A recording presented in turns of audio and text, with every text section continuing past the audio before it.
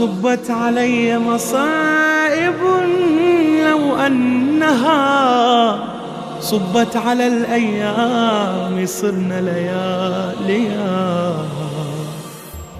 لا حول ولا قوة إلا بالله العلي العظيم. بسم الله الرحمن الرحيم. الحمد لله الملك الحق المبين قاسم الجبارين مبير الظالمين مدرك الهاربين، والصلاة والسلام على حبيب إله العالمين سيد الأنبياء والمرسلين خاتم النبيين شفيع المذنبين رحمة للعالمين المخاطب بطه وياسين أبي القاسم محمد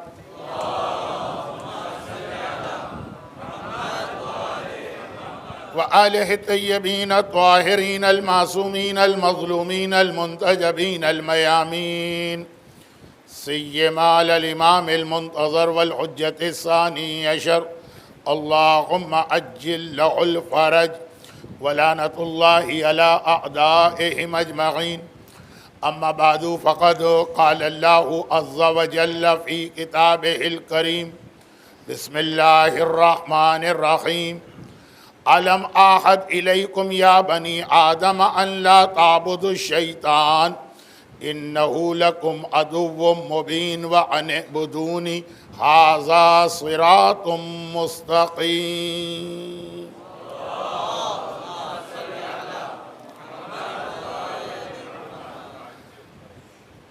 عشرہ زینبیہ 1437 ہجرہ. دارالسلام میں عشرہ زینبیہ، اس سے پہلے میں نے 1984 میں پڑھا تھا. اس کا مطلب یہ ہے کہ آلموسٹ 30 ایئرز. یہ دو باتیں بتا دینا ضروری ہیں. نمبر ایک یہ ہے کہ علماء، ذاکرین، خطبہ، اسپیکر، ان سب کا یہ طریقہ ہے کہ ایک آیت کی تلاوت کر کے پورے 10 دن اسی آیت کی تشریح اور تفسیر کی جاتی ہے. میں کوشش کرتا ہوں کہ ہر دوسری تیسری مجلس میں آیت کو بدلا جائے تاکہ ایک عشرے میں کم از کم 5-6 آیتیں اور اس کا ترجمہ بچوں کے کان تک پہنچ جائے. اور دوسری بات یہ ہے کہ شروع کی 3-4 مجالس آپ کو ایسا لگے گا کہ روزانہ الگ ٹاپک پہ ہو رہی ہے اور ایک مجلس کا کل رات کی مجلس سے کوئی تعلق نہیں. ایسا نہیں ہوگا. یہ 3-4 الگ الگ مجلسیں آپ کو لگیں گی، لیکن آگے چل کر یہ سب ایک دوسرے سے جوائنٹ ہو جائیں گی، اور پھر آخر میں جو اس عشرہ زینبیہ میں میرا اصل ٹاپک ہے وہ آپ کے سامنے آئے گا. آج کل یہ خیال بھی کرنا پڑتا ہے، ایک بہت بڑی تعداد میں مومنین اور مومنات 40 کے لیے کربلا معلیٰ کے زیارت کی تیاری کر رہے ہیں. تو بعض ایسے ہیں کہ اس کی وجہ سے مجلسوں میں آتے ہی نہیں، اور کچھ ایسے ہیں کہ 3-4 دن کے بعد پھر ان کی ٹریولنگ اور زیارت کا سفر ہوتا. تو شروع کی 2-3 مجلسوں میں تھوڑا سا تذکرہ 40 کی زیارت کے حوالے سے بھی ہوتا ہے، اور 40 کی زیارت دنیا کا سب سے بڑا کراؤڈ یا گیدرنگ. حج تو کچھ بھی نہیں ہے 40 کی زیارت کے مقابلے میں. کراؤڈ کے اعتبار سے بات کر رہا ہوں، ورنہ فقہی اعتبار سے دیکھیے تو زیارت میں کوئی چیز واجب نہیں. خالی وہاں چلے جائیں بس زیارت ہو گئی، کوئی چیز الگ سے مستحب بھی نہیں. حج میں تو ایک ایک قدم پہ واجبات ہیں، اور حج کے واجبات اس لیے بہت زیادہ آدمی کو ہارڈ یا مشکل لگتے ہیں کہ واجبات کے ساتھ ٹائم بھی ہے کہ یہ واجب اتنے بجے سے اتنے بجے میں کر لینا. تو حج کرنے میں زیادہ مشکل ہے، زیارت آسان ہے، مگر جو ثواب، جو فضیلت، واجب حج کی بات نہیں کر رہا ہوں، واجب حج کے بعد زیارت اربعین کی، اس پلینٹ کا سب سے بڑا کراؤڈ یا گیدرنگ اسی وجہ سے کربلا میں جمع ہوتا ہے. مگر ایک سوال آپ کے سامنے آج رکھ رہا ہوں. ایک سوال میں نے 2 دن پہلے محفل عباس کی مجلس میں رکھا تھا. یہ دونوں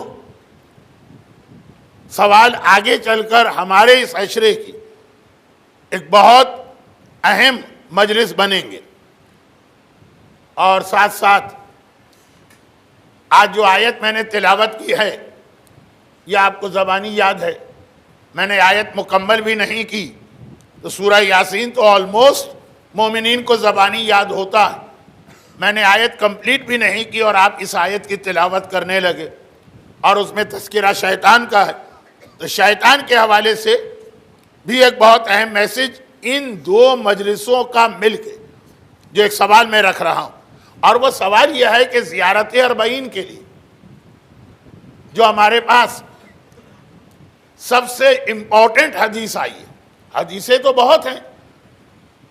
آج کل تو کامل الزیارات نامی بک کا ٹرانسلیشن بھی ہو گیا، فارسی، اردو، انگلش، فرینچ. تو پورا چیپٹر ہے اربعین کی زیارت کی حدیثیں. مگر جو سب سے فیمس حدیث ہے وہ وہی ہے کہ علامات و مومن خمسن، مومن کی نشانی، مومن کی سائن، مومن کی پہچان 5 ہیں. ہر ایک کو یاد ہے شب اربعین اس لیے یہ حدیث ریپیٹ ہوتی کہ ڈے آف اربعین آپ کو زیارت پڑھنا ہے تو ایک بار یاد دلایا جاتا. مومن کی علامت، مومن کی نشانی، مومن کی سائن. یعنی اگر ایک جگہ 50 آدمی کھڑے اور آپ کو پہچاننا ہو کہ اس میں مومن کون ہے تو یہ 5 چیزیں ہیں جن کی مدد سے آپ پہچانیں گے. اب جیسے آج کل دنیا میں، ہمارے ملکوں میں، انڈیا میں، پاکستان میں مومن کی پہچان ہوتی ہے کالے کپڑے سے. یہ بلیک ڈریس جسے اس وقت داعش نامی دہشت گرد تنظیم خطرے کی اتنی بڑی نشانی بنا دیا کہ کالے کپڑے پہننا دنیا کے بہت سے ملکوں میں مشکل ہو گیا. لیکن یہ کرنٹ ایشوز آج کے مجلس میں نہیں آئیں گے، انشاءاللہ بعد کی مجلس میں اس کا ذکر ہوگا. مگر امام معصوم نے کہا کہ اگر مومن کو پہچاننا تو اس کی نشانی 5 چیزیں ہیں: زیارت الاربعین و صلوات و 51 و تعفیر بالجمین و تختم بالیمین والجہر بسم اللہ الرحمن الرحیم. ہر ایک کو یہ حدیث یاد ہے. اربعین کی زیارت اور 51 رکعت ڈیلی نماز اور زمین پہ سجدہ اور اپنے رائٹ ہینڈ میں انگوٹھی پہننا اور بسم اللہ کو لاؤڈلی یا بلند آواز سے پڑھنا. تو میرا سوال یہ جو میں نے پرسوں محفل میں بھی کیا تھا، محفل عباس کی مجلس، کہ اس میں جتنی سائن آف مومن بتائی گئی ہیں ایک بھی واجب نہیں، یہ ساری مستحبات ہیں. 51 رکعت نماز اسلام میں واجب نہیں ہے، 17 رکعت ہے، بلکہ فرائیڈے کو تو 15 رہ جاتی ہے. انگوٹھی پہننا واجب نہیں ہے، بسم اللہ زور سے پڑھنا واجب نہیں ہے، اس نماز کے علاوہ جس میں پورا سورہ زور سے پڑھنا واجب ہے. تو اب اس دن بھی ایک سوال آیا تھا اور آج بھی یہ سوال آیا کہ مستحب پر اتنا زیادہ زور کیوں دیا جا رہا، تاکید کیوں کی جا رہی، ایمفیسائز کیوں کیا جا رہا، اور اس کو مومن کی علامت اور نشانی کیوں قرار دیا گیا.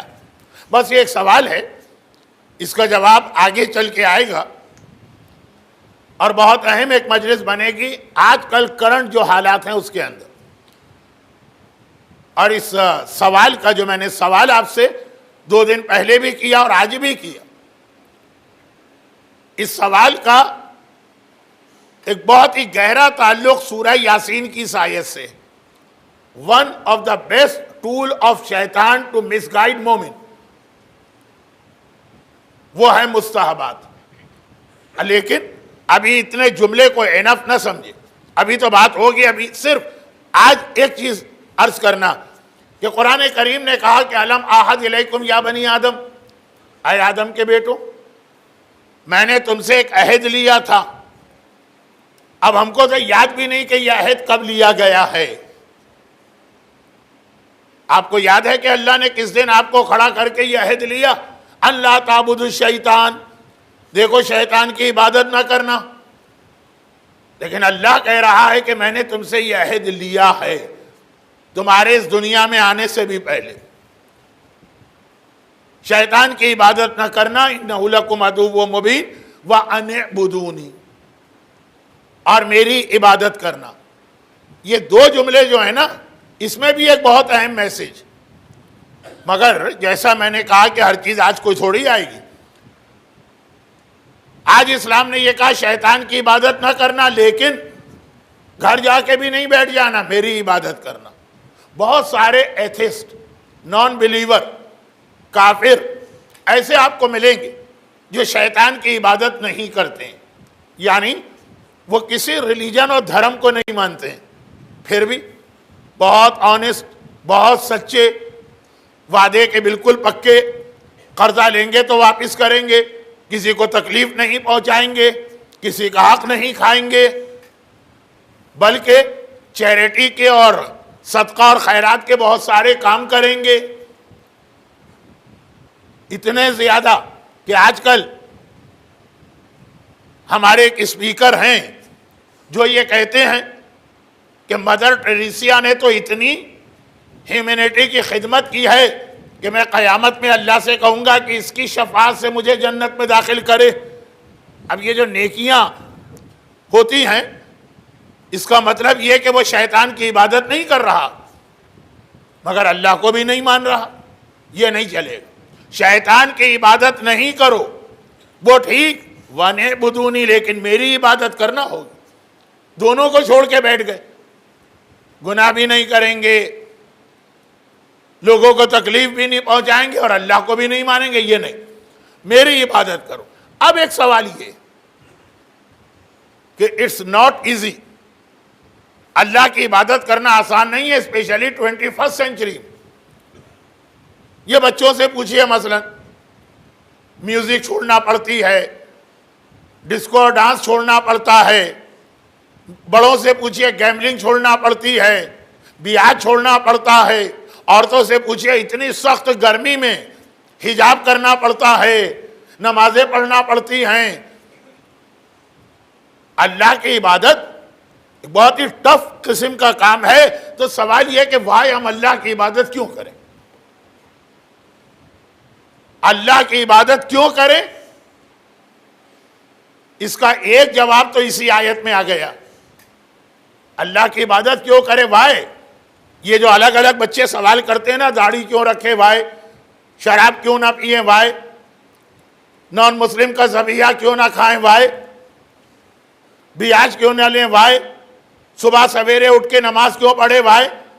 اتنی گرمی میں ہماری 9 سال کی بچی حجاب کیوں کرے؟ وائے. تو یہ سب کو میں نے ملا کے ایک سوال بنا دیا.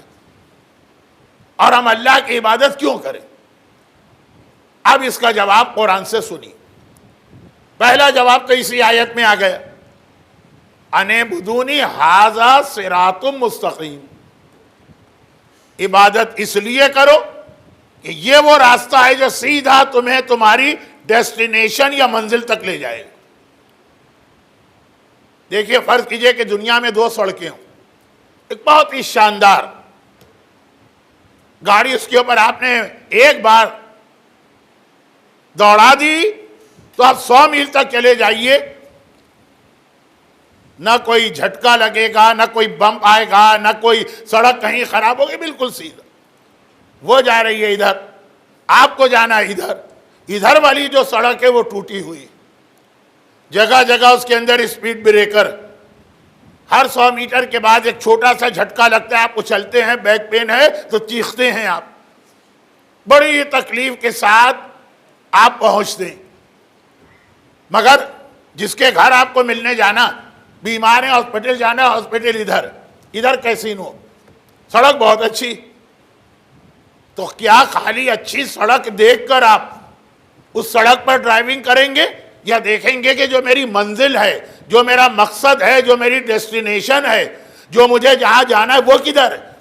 وہ جہاں پہ ہو، چاہے وہ راستہ خراب ہو، جانا وہیں پہ پڑے گا، اور جو بہت اچھا راستہ ہے وہ اگر آپ کو کہیں اور لے جا رہا ہے تو بیکار ہے۔ تو کہا کہ اللہ کی عبادت ایک بہت تکلیف دہ راستہ تو ہے، قدم قدم پہ آپ کو جھٹکے تو لگتے ہیں، سیکریفائز اور قربانیاں تو دینا پڑتی، بہت تکلیف اور پین سے تو گزرنا پڑتا، لیکن کیا کریں، آپ کو جنت میں جانا ہے، جنت کا راستہ یہی، وہ جو بہت اچھا راستہ آپ کو نظر آ رہا، شرابیں پیتے رہو اور جوا کھیلتے رہو اور والدین کی توہین کرتے رہو اور دوسروں کا مال کھاتے رہو اور نمازیں قضا کرتے رہو، راستہ بڑا اچھا، مگر وہاں جا ہی نہیں رہا ہے جہاں آپ جانا چاہتے ہیں۔ اگر آپ کے کوئی رشتہ دار انگلینڈ میں تو ان سے پوچھ لیجئے، اور آپ میں سے تو بہت سے وہاں آتے جاتے ہیں، جب شروع میں یہ ٹم ٹام جو آیا تھا نا، جو گاڑی میں لگاتے ہیں تو وہ راستہ بتاتا، تو وہ غلط تھا، اس کو کوئی فالو کر رہا تھا تو اکثر تو دریا میں یا کھڈے میں گر پڑی گاڑیاں، تو اب اس میں تو ہم بھروسہ نہیں کریں گے چاہے بڑا اچھا لگ رہا ہو، اب کچھ نہیں کرنا ہے، وہ کہے گا رائٹ تو رائٹ، وہ کہے گا لیفٹ تو لیفٹ، وہ کہے گا اسٹریٹ تو اسٹریٹ۔ یہ نہیں دیکھا جاتا ہے کہ راستہ اچھا ہے کہ برا، جو ہمیں لے جا رہا ہے وہ بہت اچھا ہے کہ برا، دیکھا یہ جاتا ہے جہاں ہمیں جانا ہے، جو ایڈریس وہ کدھر ہے۔ قرآن نے کہا ھذا صراط مستقیم، میری عبادت کرو، اس لیے کہ تمہیں جس جنت میں جانا ہے وہاں کا راستہ یہی۔ یہ تو ہوئی ایک بات جس پر عشرہ علماء نے پڑھا، میں نہیں پڑھ رہا ہوں۔ اب آئیے دوسری بات، یہ بہت اہم ہے۔ قرآن کہاں سے شروع ہوا؟ الحمدللہ رب العالمین، بسم اللہ الرحمن الرحیم، الحمدللہ رب العالمین۔ بسم اللہ کو ہٹا دے تو قرآن کی سب سے پہلی آیت، اسٹارٹنگ پیج، الحمدللہ رب العالمین۔ یہ جو ایک چھوٹا سا لفظ ہے نا رب، یہ قیامت کا لفظ ہے، پورا اسلام اس کے اندر چھپا ہوا ہے لفظ رب میں، اور ہمارے اس سوال کا جواب بھی ہے کہ ہم اللہ کی آخر عبادت کیوں کریں، اور 21 سینچری جہاں پہ عیش و آرام، عیاشیاں، لگژریز اتنی زیادہ ہیں، کیوں چھوڑیں ان کو ایک لفظ رب میں۔ اچھا اب ذرا سی بہت مختصر 1-2 منٹ کی عربی کی ایک بحث چھیڑ دوں۔ اسلام کہتا ہے کہ اللہ رب ہے، رب۔ بہت سارے مذہب ہیں جو کہتے ہیں اللہ اب ہے۔ ایک لفظ ہے رب، ایک لفظ ہے اب مانے فادر۔ بہت سارے مذہب ہیں جو اللہ کو فادر کہتے ہیں، اللہ اب ہے۔ اسلام کہتا ہے اللہ اب نہیں ہے، اللہ رب ہے۔ یہ رب اور اب میں کیا فرق ہے؟ عربی کے اعتبار سے کیا اتنا فرق ہے کہ رب میں را شروع میں آتا ہے، اب میں حمزہ آتا ہے یا الف؟ انگریزی میں لکھیں تو شاید آر اور اے، کیا اتنا فرق ہے؟ نہیں، اس زمین و آسمان کا فرق ہے اب اور رب میں۔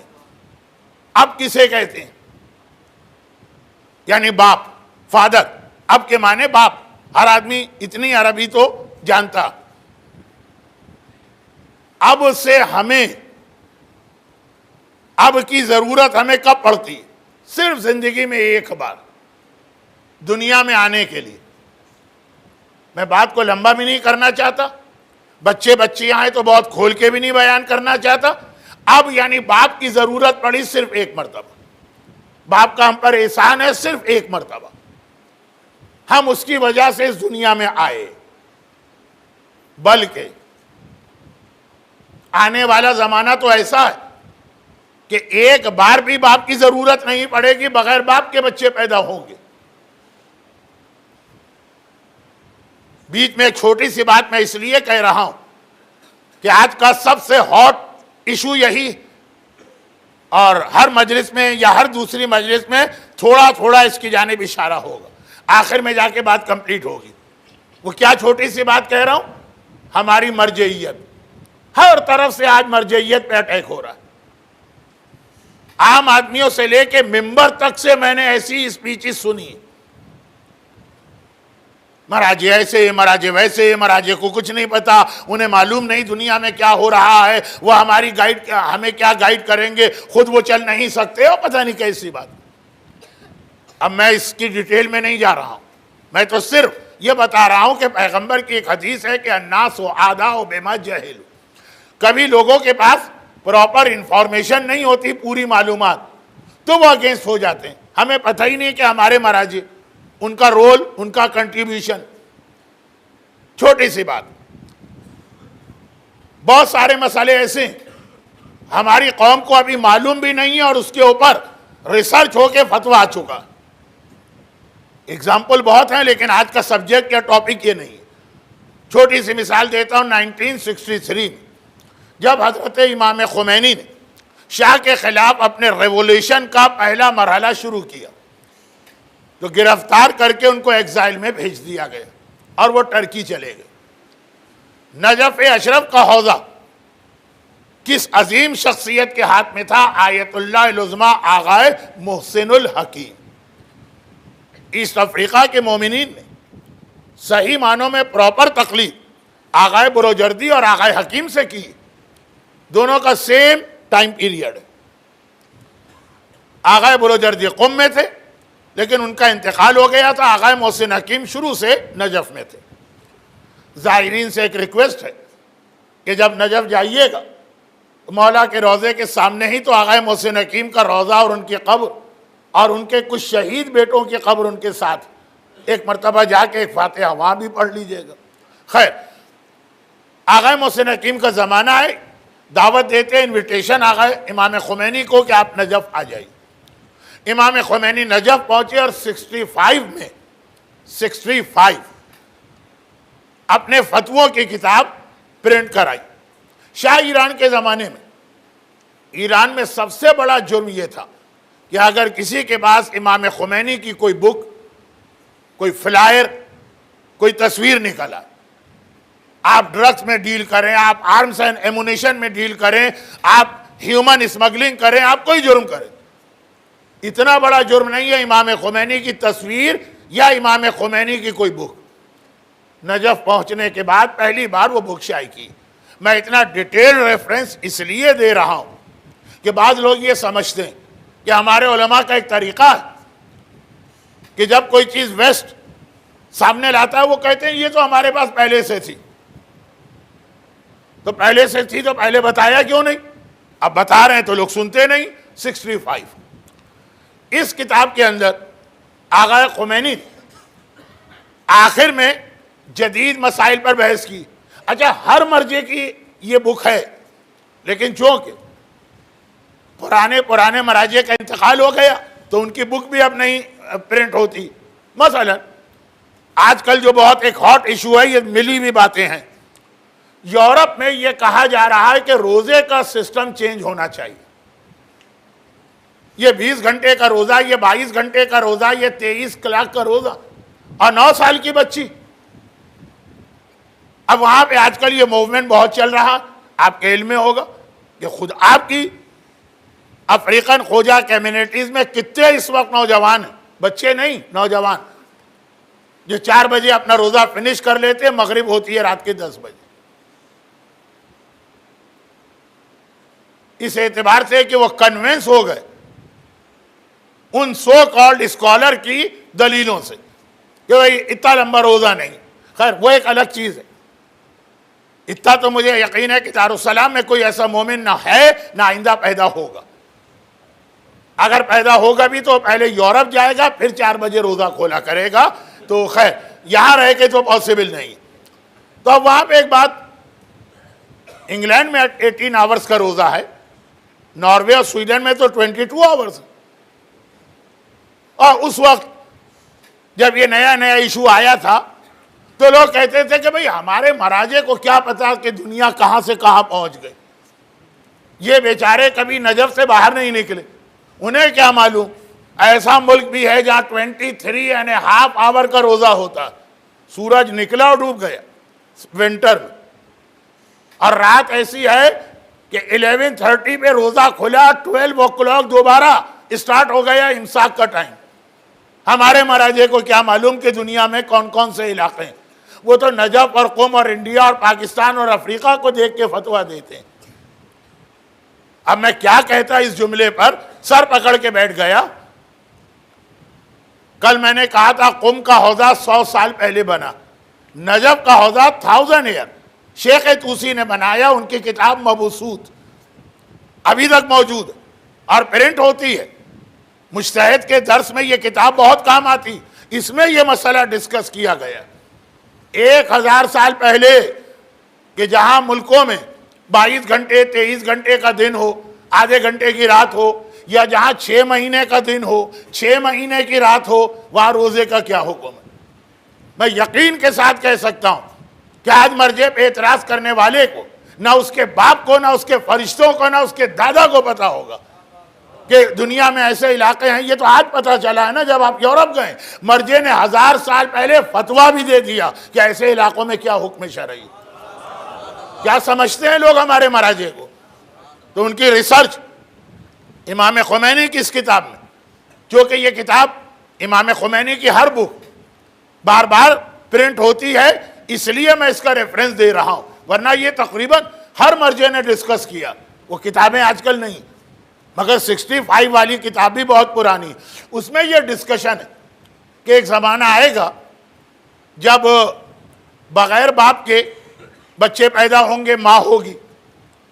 آج کل ماں کرائے پہ ملتی ہے، یہ تو بہت ہی زیادہ ایڈوانس ٹیکنالوجی ہے، ہر ایک کو معلوم ہے۔ باپ ہوگا، ماں نہیں ہوگی، ماں ہوگی، باپ نہیں ہوگا۔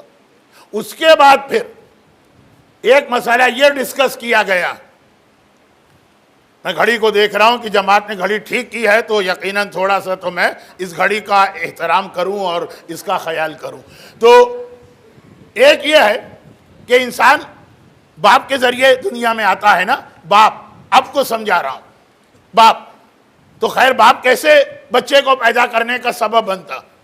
باپ کے جسم میں وہ چیز ہوتی ہے جو نجاسات کی لسٹ میں نمبر 3 آتی۔ اب وہ جو چیز باپ کے باڈی میں ہے وہ کیسے بنتی ہے؟ جو فوڈ ہم کھاتے ہیں، جو کھانا ہم کھاتے ہیں۔ تو اگر لیبارٹری میں وہی کھانا جو ہے، گوشت، پھل، اس کو کیمیکل پروسیس کے ذریعے سے وہی چیز بنا لی جائے جو باپ کے جسم میں جا کے بنے گی، تو اب اسپرم، انگریزی کا لفظ چلے اتنا برا نہیں لگتا، اس کے ذریعے سے بچہ اگر پیدا ہو جائے تو اس کو تو کوئی باپ کی ضرورت بھی نہیں پڑی۔ ابھی تو پھر بھی باپ نہ ہو یا ماں نہ ہو تو ڈونر چاہیے ہوتا، اس کی ضرورت بھی نہیں۔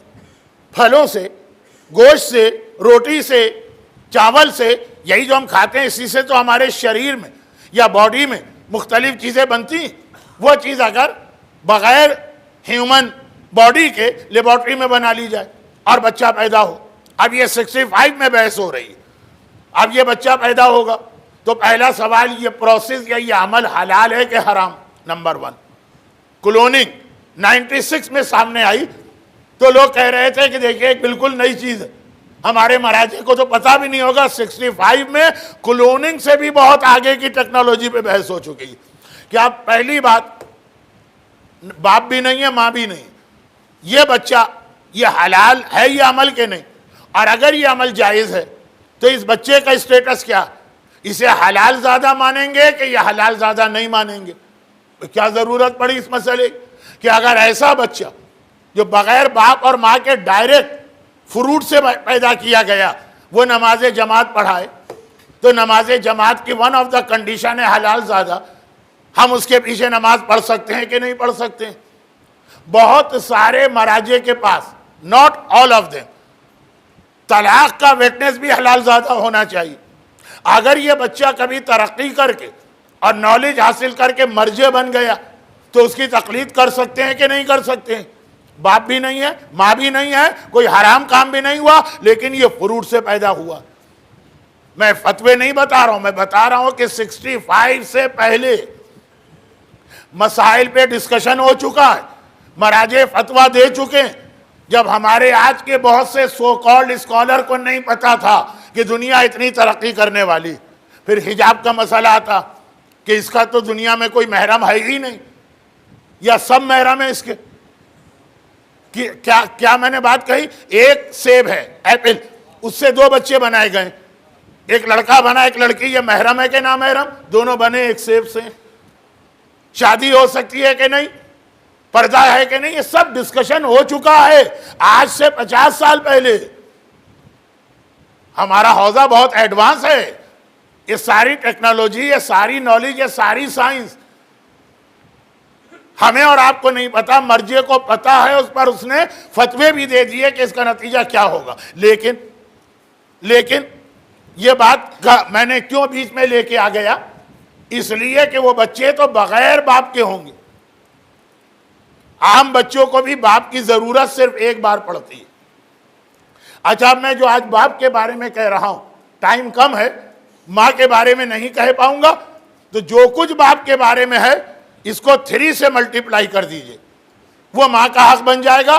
کیونکہ جب رسول سے پوچھا گیا یا رسول اللہ مجھ پر پہلا حق کس کا ہے؟ کہا امک، دوسرا امک، تیسرا امک، چوتھا ابھی، امک امک امک ابھی، 3 بار کہا ماں، پھر ماں، پھر ماں، پھر باپ۔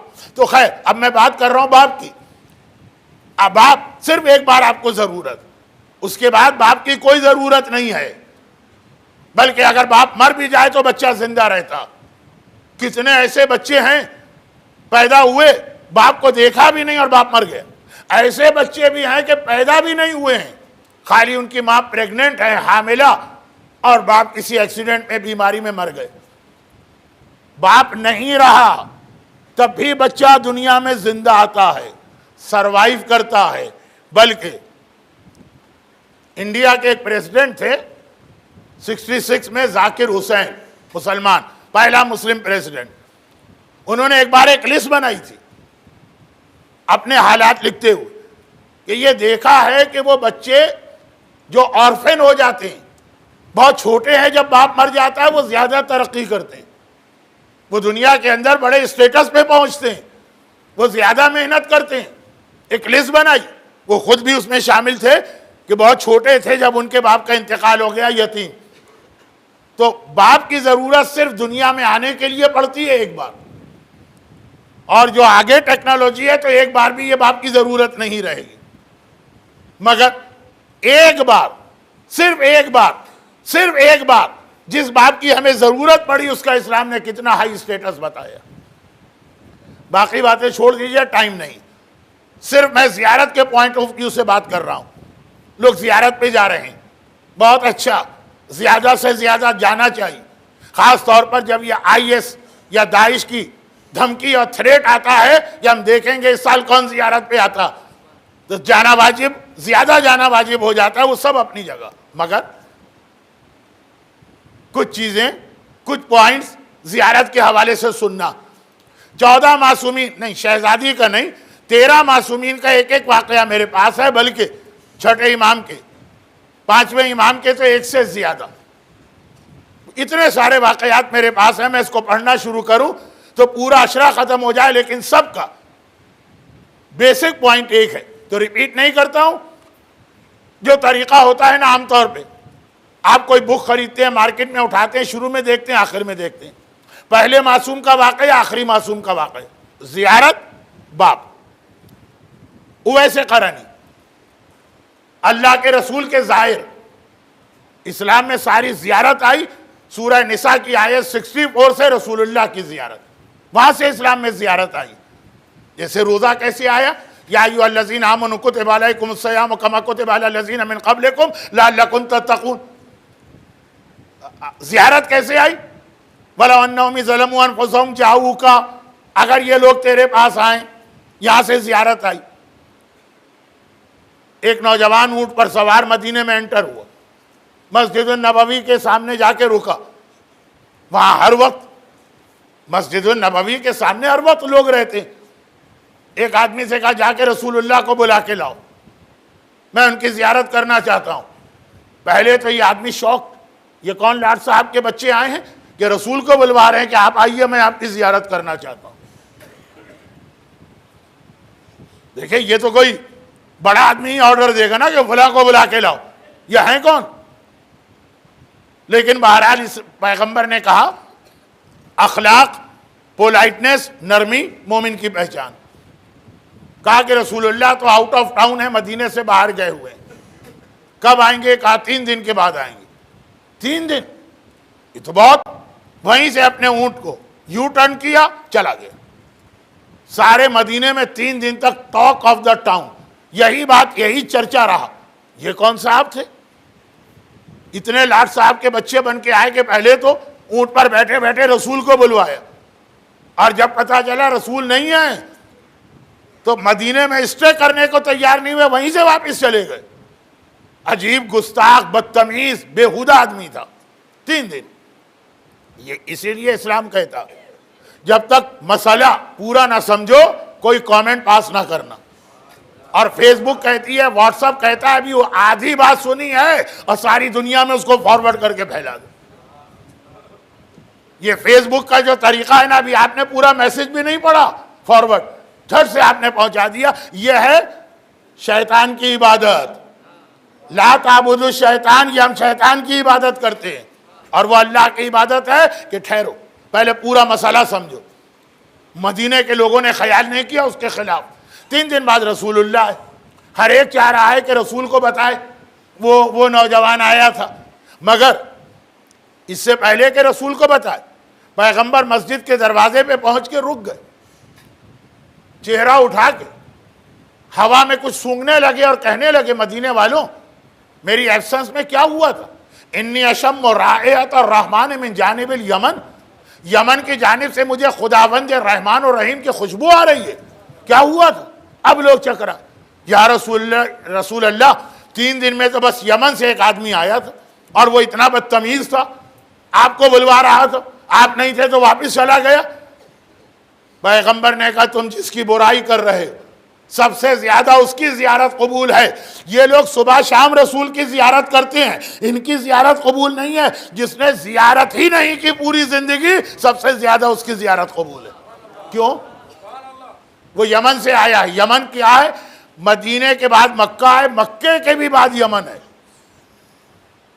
اس کے پیرنٹس بہت ضعیف تھے، بہت کمزور. وہ رسول اللہ کی زیارت کا بھی شوقین تھا، والدین روک دیتے تھے. بہت بہت بہت اس نے ریکویسٹ کی. تو 10 سال بعد، ایک دن میں نہیں، 10 سال بعد ماں نے کہا اچھا بیٹا چلا جا، لیکن دیکھ رسول اللہ کی زیارت ہے، کہیں تیرا دل لگ گیا وہیں ٹھہر گیا 6 مہینے، 3 مہینے، 1 مہینے، تو ہمارا کون خیال کرے گا؟ صرف اتنی اجازت دیتی ہے، جانا سواری سے نہیں اترنا اور واپس آ جانا. بیٹے نے وعدہ کر لی. اب وہ گیا تو اس کی بدقسمتی یا ہارڈ لک یا خوش قسمتی کہ رسول نہیں تھے، آؤٹ آف ٹاؤن تھے. ماں سے کیا ہوا وعدہ واپس آ گئے. زیارت نہیں کی، زیارت نہیں کی، باپ کی وجہ سے اور ماں کی وجہ سے. تو کتنا ہائی اسٹیٹس ہوا؟ جنگ صفین. اسی میں تو اویس قرنی شہید ہوئے، اور آج کل یہ علاقہ مکمل داعش کے ہاتھوں میں. یہ تو ان کا ہیڈ کوارٹر ہے رقہ. تو اویس قرنی کا روزہ بھی توڑ دیا گیا. ان کا روزہ تھا وہاں پہ، صفین میں شہید ہوئے. صفین کی لڑائی میں مولا جب چلے کوفے سے، شہر سے نکلے، روک دیا اپنی آرمی کو. 9 علم تھے علی کے لشکر میں، 8 تو الگ الگ آدمیوں کو دے دی. تم اس حصے کے علمدار، تم اس حصے کے علمدار، تم اس حصے کے. نوا ہاتھ میں لے کے کھڑے، یا امیر المومنین یہ نوا علم بھی دیجئے اور لشکر کو موو کرائیے. کہا کہ نہیں، میں انتظار کر رہا ہوں، کوئی آ رہا. ساری دنیا امام کا انتظار کرے اور ایک ایسا آدمی ہے کہ امامت اس کا انتظار کر رہی. اور لوگوں نے دیکھا یمن کی جانب سے اویس جو بہت بوڑھے ہو چکے آئے، مولا نے علم دیا، کہا تم میرے لشکر کے 9ویں حصے کے علمدار ہو. تو پیرنٹس کی وجہ سے زیارت چھوڑنے والے کا اتنا ہائی اسٹیٹس، یہ پہلے معصوم کا واقعہ. آئیے آخری معصوم، بیچ میں اور واقعات بھی ہیں لیکن ایک ہی جیسا میسج.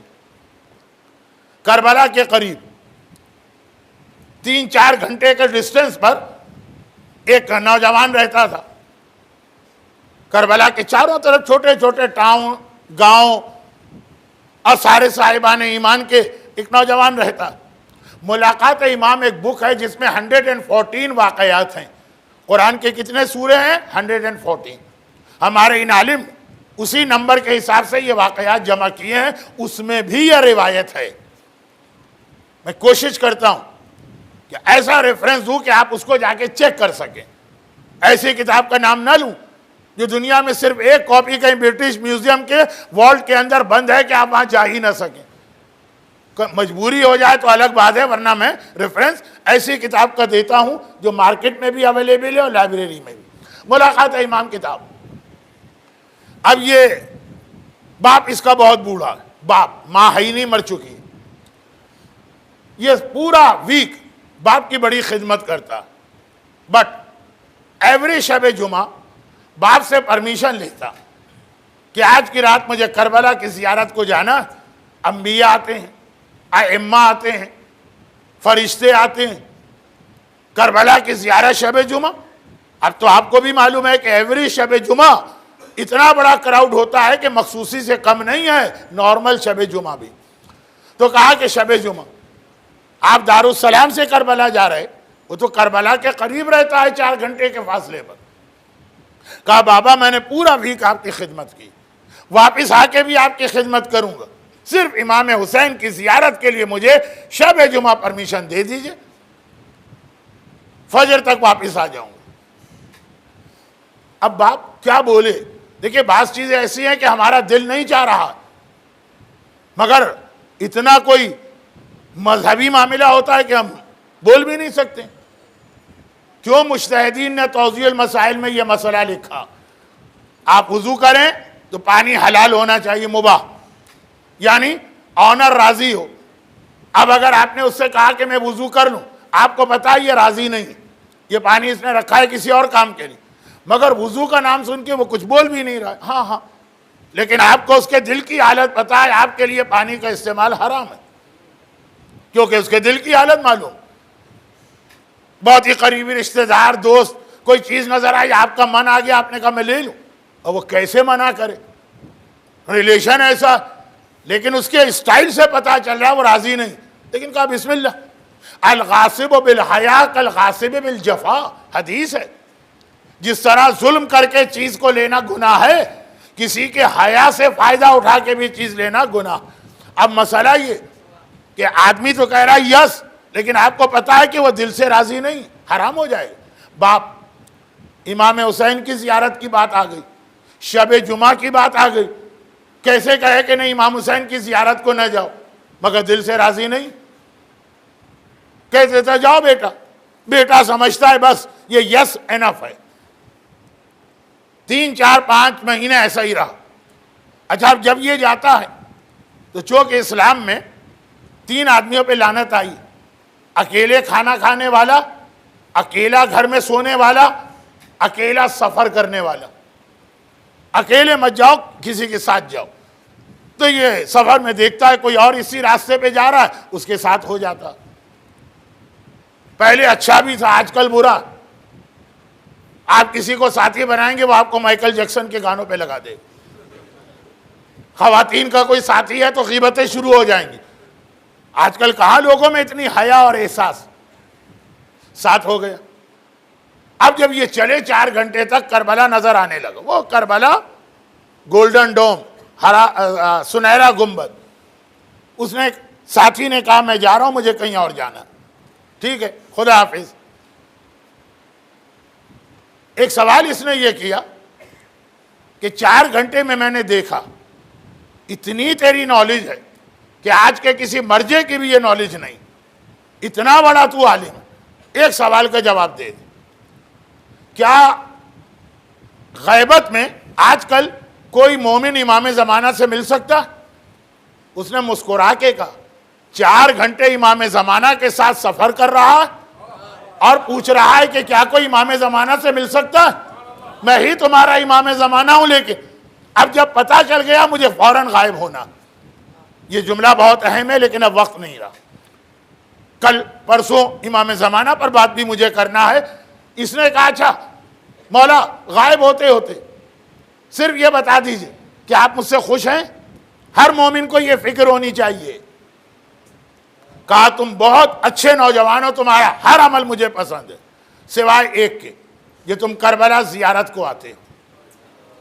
یہ صدام نہیں کہہ رہا ہے, یہ حسین کا بیٹا اور وارث کہہ رہا ہے کہ تم جو ہمارے دادا کی زیارت کے آتے ہو یہ عمل ہمیں پسند نہیں. اچھل گیا یہ, متوکل کہے, صدام کہے, شاہ ایران کہے تو سمجھ میں آئے. امام یہ کہیں, کہا مولا کیوں؟ کہا اس لیے کہ تمہارا بوڑھا باپ, اسے تمہاری ضرورت ہے. رات کے اندھیرے میں جب اسے واش روم جانا ہوتا اور تم نہیں ہوتے ہو, شب جمعہ بھی تو اسے بھوک لگ سکتی, دوا کی ضرورت پڑ سکتی ہے, ٹوائلٹ جانا پڑ سکتا ہے. ایسا تو نہیں ہے کہ شب جمعہ آ گئی تو یہ ساری چیزیں ختم. جب اسے جانا پڑتا, بیچارے سے چلا نہ جائے, بیچارے سے اٹھا نہ جائے, لیکن اب وہ تمہیں زیارت سے نہیں روک سکتا, اجازت دے دیتا. لیکن جو آج کی رات تکلیف اس پہ گزرتی ہے, زیارت 100 زیارتوں کا ثواب اس سے زیادہ ہے اگر تم اپنے باپ کی خدمت کرتے رہتے. پہلے امام, آخری امام, اور کہیے تو اور بہت سارے واقعات, لیکن سب کا خلاصہ یہ کہ اب باپ کی خدمت اگر ضرورت ہو تو اتنا اہم مسئلہ ہے کہ کہا کہ زیارت پہ نہ ہو, یہ باپ کی اہمیت. مگر کون باپ جس نے صرف ایک بار ہم پر سب سے بڑا احسان کیا کہ اس کی وجہ سے ہم دنیا میں آئے, اس کے بعد ہمیں اس کی ضرورت رہی نہیں. باقی جو چیزیں ہیں نا کہ آپ نے کبھی بچپنے میں پالا, یتیم نہیں پلتے ہیں, اور بھی پالنے والے آ سکتے ہیں معاشرے میں. صرف ایک بار جس نے ایک بار تم پر احسان کیا, اس کا اسلام نے اتنا ہائی اسٹیٹس بتایا کہ زیارت سے روکا گیا. ویسے قرنی سے لے کر اس نوجوان کربلائی تک زیارت سے روکا گیا باپ کی وجہ سے, جس نے ایک بار احسان کیا. اور اللہ کون ہے؟ اب نہیں ہے, رب ہے. رب کے معنی ہر لمحے احسان کرنے والا, ہر سیکنڈ احسان کرنے والا. اب ایک بار احسان کرے تو اتنا ہائی اسٹیٹس, اور جو ہر سیکنڈ تم کو نعمتیں دے رہا, رب العالمین تمہیں پال رہا ہے. یہ گھڑی, آج مجھے اس پہ غصہ تو آ رہا ہے لیکن کیا کروں, تو یہ گھڑی جس نے اس کو بنایا, اس گھڑی کو اس کی ضرورت ایک بار تھی. اب وہ مر بھی گیا ہوگا, یہ گھڑی چلتی رہے گی, ضرورت نہیں ہے اس کی. یہ امام بارگاہ جس نے اس کو بنایا, جب بنایا تب ضرورت ہی, بن گیا ضرورت نہیں رہی. یہ ہے اب. اور رب ہے مثلا یہ الیکٹرک کرنٹ, 1 سیکنڈ کے لیے بھی جائے گا, ساری لائٹیں آف ہو جائیں گی, مائک بند ہو جائے گا. ہر سیکنڈ ضرورت ہے یہ لائٹس کو اور مائک کو, الیکٹرک کرنٹ کی. یہ ہے رب. تو اب ایک بار احسان کرنے والا اتنا بڑا بن گیا, ہے بھی بڑا, کہ زیارت سے روکا گیا رسول اللہ کی, زیارت سے روکا گیا آقا حسین کی, اگر باپ کو ضرورت ہے.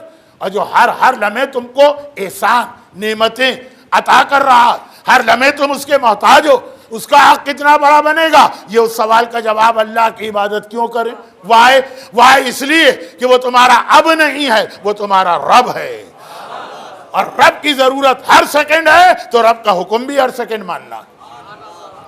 باپ کی ضرورت ایک بار پڑی, پھر بھی کتنے مراجع نے کہا باپ کا ہر حکم ماننا واجب ہے. تو جس کی ضرورت تمہیں ہر لمحے پڑے گی وہ رب العالمین.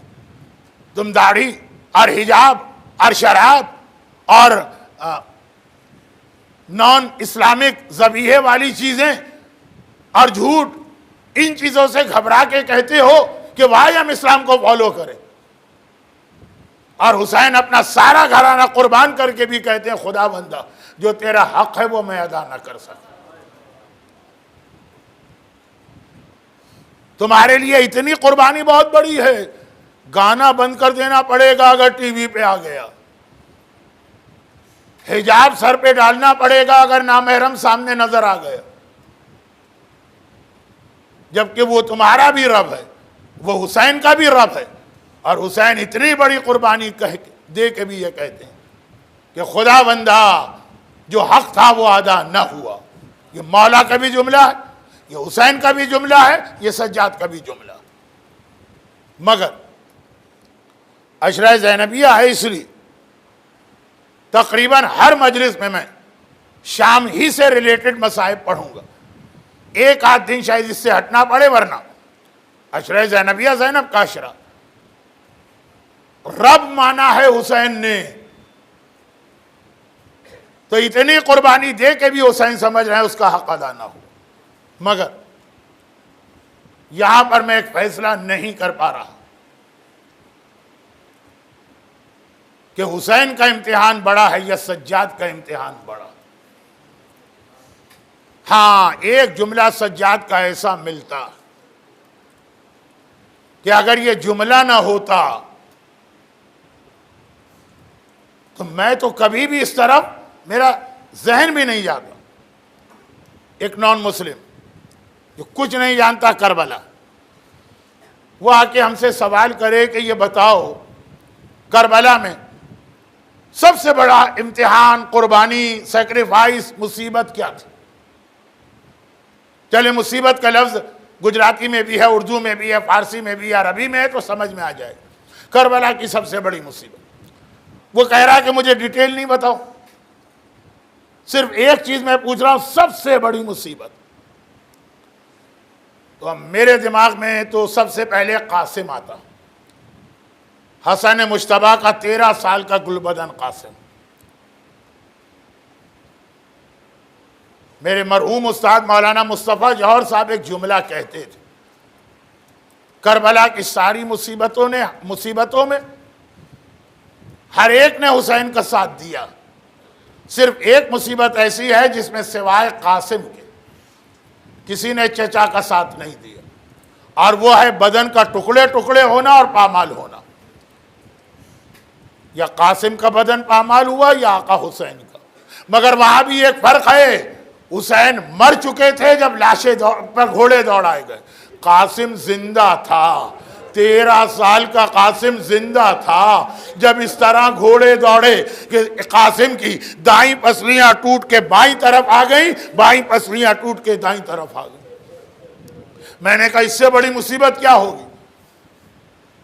ایک شامی عورت آگے بڑھ کے بتاتی، یہی علاقہ حلب و رقہ، عیسائیوں کے گاؤں بھی، سیدانیوں کا لٹا ہوا قافلہ اس گاؤں میں داخل ہوا، عیسائی عورتوں کا کیا تعلق، کون یزید کون حسین، وہ تو ایسے ہی تماشا دیکھنے گھر کی چھت پہ بیٹھ گئے۔ دیکھا کہ قافلہ آ رہا، بغیر محمل و ہماری سواریاں ہیں جن پہ کچھ بیویوں کے بازو میں رسی بندھی ہے، وہ بالوں سے سر چھپائے بیٹھی ہیں، آگے ایک قیدی چل رہا ہے، گلے میں توق ہے، ہاتھوں میں ہتکڑی ہے، پاؤں میں بیڑی ہے، اور آگے نوکے نیزہ پہ کچھ کٹے ہوئے سر۔ ایک عیسائی عورت کی نگاہ اکبر کے کٹے سر پر پڑی، بے اختیار کہا اللہ کرے اس جوان کی ماں مر چکی ہے۔ لیلا نے چونک کے سر اٹھایا، کہا کہ اس جوان کی ماں نے تجھے کیا نقصان پہنچایا کہ تو اس کی مرنے کی دعا مانگ رہی؟ گھبرا کے کہتی ہے یہ بات نہیں ہے، ہم غیر ہیں، ہم اجنبی ہیں، ہمارا کوئی تعلق نہیں، ہم سے 18 سال کے جوان کا کٹا سر نہیں دیکھا جا رہا۔ ارے ماں زندہ ہوگی تو کس دل سے اپنے اس چاند جیسے جوان کا کٹا سر دیکھا ہوگا؟ اے عیسائی عورت تجھے کیا پتا کربلا کسے کہتے ہیں؟ اکبر کا لاشا آیا، ہر بیوی نے ماتم کیا، لیلا شکر کے سجدے میں چلی گئی۔ پھر ہمارے سامنے عباس آ گئے، سوال یہ کیا گیا سب سے بڑی مصیبت، ہم نے کہا عباس، علامہ مجلسی کے خواب میں عباس آئے، کہا کہ اے مجلسی تو ہر ایک کو ہماری مصیبت سناتا ہے، ایک مصیبت اور بھی تو یاد دلا۔ مجلسی بہت بڑے عالم گھبرا گئے، آقا وہ کون سی مصیبت؟ کہا کہ بلندی سے جب کوئی گرتا ہے ہاتھوں کو بڑھا کے سہارا لیتا، جب مشق سکینہ چھد گئی اور عباس گھوڑے سے زمین کربلا پہ گرا تو جس کے دونوں ہاتھ کٹ چکے تھے وہ زمین کربلا پہ کس طرح آیا ہوگا؟ لیکن پھر ہمارے سامنے ننھا علی اصغر آ گیا، کربلا کی سب سے بڑی مصیبت، یہ اتنی بڑی مصیبت ہے کہ حسین جیسا صابر صرف اصغر کی شہادت پہ گھبرا گیا، فیصلہ نہ کر سکا۔ مجھے یقین ہے کہ آپ لوگ اعمال عاشورہ انجام دیتے ہوں گے، 7 مرتبہ آگے بڑھ کے پیچھے ہٹ کے کہتے ہوں گے انا للہ و انا الیہ راجعون رضاً بقضائہ و تسلیما لامرہ. یہ کیا ہے؟ حسین کے ہاتھ میں ششماہے کا ایسا لاشا جس کا گلا 3 بھال کے تیر سے چھدا ہے. حسین فیصلہ نہیں کر پا رہے ماں کو جا کے یہ لاشا دکھاؤں یا ماں یہ منظر نہیں دیکھ سکتی. 7 مرتبہ آگے گئے، 7 مرتبہ پیچھے ہٹے. ہم نے کہا یہ سب سے بڑی مصیبت ہے. مگر جب کسی نے آقا سجاد سے پوچھا آقا اس کی سب سے بڑی مصیبت پورے واقعے کی کون سی ہے؟ نہ قاسم کے بدن کے ٹکڑے بتائے، نہ اکبر کے کلیجے کی برچھی بتائی، نہ عباس کے کٹے بازو بتائے، نہ اصغر کا چھدا گلا. ایک ہی جملہ کہا الشام الشام الشام. ارے آ کے دیکھو محمد کی نواسیاں، میری پھوپھیاں بے مقنا و چادر کے، اور کس طرح مجھے یہ امتحان دینا. اجرکم اللہ. خدا بندہ کربلا اور شام کے ان مسائب پہ گریہ کرنے والے ان مومنین اور مومنات کے آنسوؤں کا واسطہ ان کو اور ان کی اولادوں اور گھروں اور گھر والوں کو دنیا اور آخرت کی ہر پریشانی سے محفوظ فرما. خدا بندہ یہ جو حاجتیں اپنے دلوں میں رکھ کر صف عزا پہ بیٹھے ہیں وہ ساری حاجتیں فوراً قبول فرما. دنیا بھر میں جہاں جہاں مظلوم شیعان حیدر کرار ہیں، خاص طور پہ بحرین، سعودی عرب، سیریا، لبنان، عراق، یمن، پاکستان، خدا بندہ ان پر ظلم کرنے والے ظالموں کو نیست و نابود فرما. ہمارے مرحومین کی مغفرت فرما، بیماروں کو شفائے کاملہ عطا فرما، سیرت اہل بیت پہ چلنے کی توفیق عطا فرما، ظہور امام میں تاجیل فرما.